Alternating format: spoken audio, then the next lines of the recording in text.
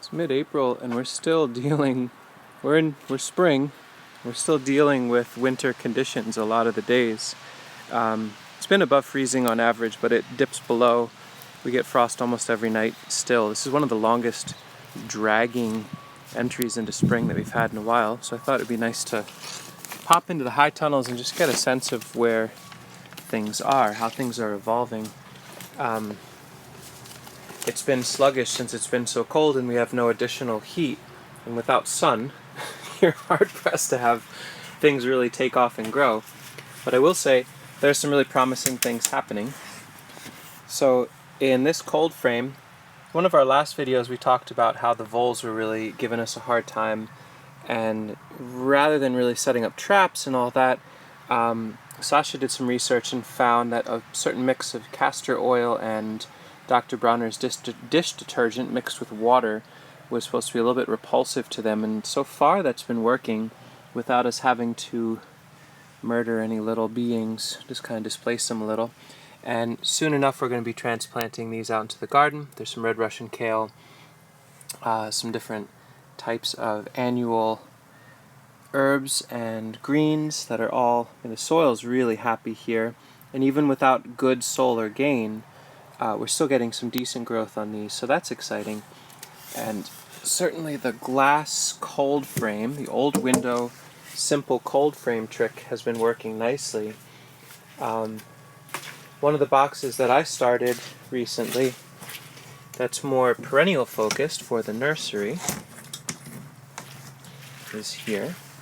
Some nice surprises. So far no vole pressure at all in here, and a plant that I'm excited to try to be offering for the fall is another variety of perennial onion or allium. This is the Japanese negi, which is like a Welsh onion but huge and ornamental and still very, very tasty.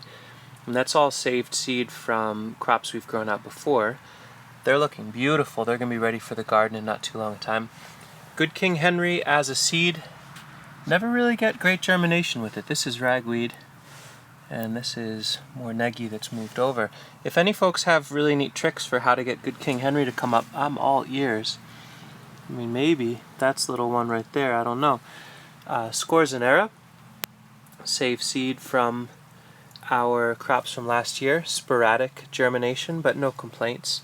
And then some things I'm a little excited about, or pretty excited about. Senna save seed, which is another plant I'm hoping to be able to offer through the nursery.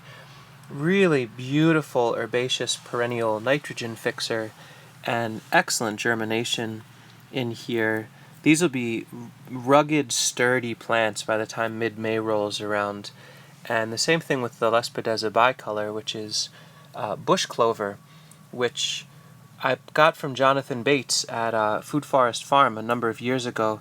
And every year they come back beautifully. They die back to the ground, but then they sprout back.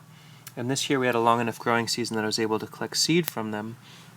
And so that's pretty exciting. The sea kale, which I talked about this a ways back, end of February. I think maybe the soil temperature just really isn't there. I've got one that sprouted and a second that sprouted but then collapsed, probably from it approaching freezing in this container a few times. But stay tuned, I'll be sharing notes. I think we may be able to get many, many hundreds of sea kales going from roots with bottom heat this summer. So that's one of the perennial beds in this high tunnel. And we've still got lots of room to develop in here. This box hasn't been seeded out. That one only recently was partially seeded. Sasha's been sneaking in lots of good annuals. I actually haven't paid... Oh, she's got 3 different varieties of castor that she soaked. So hopefully we can harvest our own beautiful castor seeds to make vole repellent for the future. And I don't expect to see any germination just yet in here, but we have one experiment. You can see it says potato. We saved actual true top seed, true potato seed, from some ancient heirloom varieties of potato that we grew last year, some Andean purple potatoes. And so our hope is to be able to grow all of our potatoes from actual true seed. She's got all sorts of varieties of marjoram and basil and ashwagandha and parsley and Hopi tobacco. We're really waiting for the weather to get warm enough to kick on some germination. And then outside of that protection, we've transplanted in some claytonia and mustards that overwintered in the garden. And in the high tunnel, even with days where it's actively snowing with no direct sun outside, it's still somehow warm enough for them to keep growing, and not only grow, but they're even getting ready to flower. So these are just luscious greens to enjoy while we wait for the other crops to get going.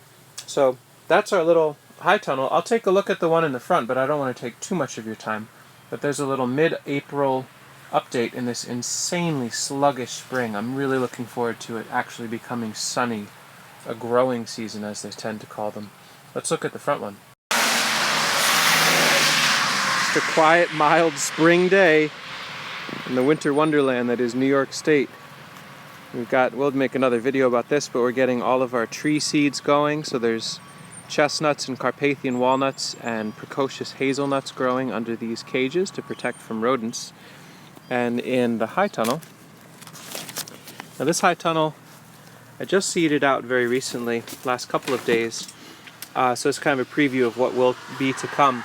This is like there's a his and hers, so to speak. This high tunnel closest to the road, I'm using predominantly for perennial nursery work. So less of, greens and cut and come again things that we'll interact with, and more about stock to move on and outward. A couple things to share note-wise. One, there are these milk crates that I bought from a local supermarket, $2 a pop. And my thought was I would be able to start seeds in these.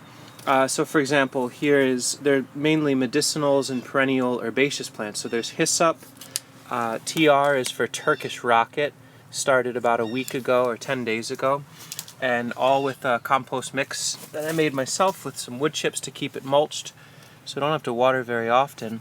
And these are heavily sown, hundreds and hundreds of seeds in each container. The high tunnel will help stimulate, well, if we actually get sun, it will. It'll stimulate early germination, let them grow a bit, and then I can move these containers out onto bricks outside, which will by default create portable air pruning beds. So I've got 2 crates of lovage. Hopefully we get enough growth that we can offer that through the website. Lots more Turkish rocket since we sold out early. And then just to kind of create some security and hedge bets, also doing communal seeding in beds, Turkish rocket and lovage, so that there's a little bit more redundancy just in case this experiment doesn't work. And this year I'm using stones from a local quarry as dividers between species, with the idea that when I water this, it should be able to keep some nice warmth, and they're just aesthetically pleasing as well, rather than using just sticks. On this side we've got some fun, lots of nitrogen fixing. We're focusing a little bit more on that this year. So there's Siberian pea shrub, Caragana aberrensis. Beautiful shrub. We save our own seed from our own plants on those. There's some Victoria rhubarb. They're redbud trees, really great nitrogen fixing tree. Blue sausage fruit, or dead man's fingers. Oh, it's a crazy one. It's a shrub that makes these beans that look like bloated blue fingers, and they're supposed to be as sweet as candy. We grow some weird things. Baptisia, which is a lot like senna. Astragalus glyphosphorus, which is hairy milk vetch. And just so you don't think I'm a liar, I haven't set these. They've just been laying in here. We still are waiting to see whether we need to do that with the voles. So nothing popping up just yet. Another little update back in here. We've got the little pond muck hole that I can water from, and then I also ran a hose from one of our water cisterns that's a higher elevation, and so I can fill this container, and so on warm days this water gets warmer, which helps to stimulate seed growth and is a little bit of less of a shock for them.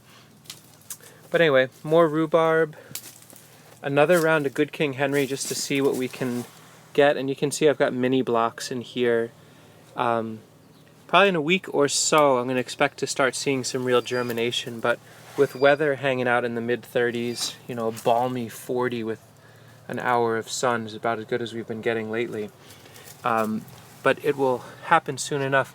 One other thing I've been doing, these beds I keep them relatively clean, but there's often, you know, little brassicas that pop up here or there. What I'm learning, if the seed load is not, so this is Hablitzia tramnoides. It's a Caucasian mountain spinach, perennial vine. That's not germinating yet, but these brassicas are.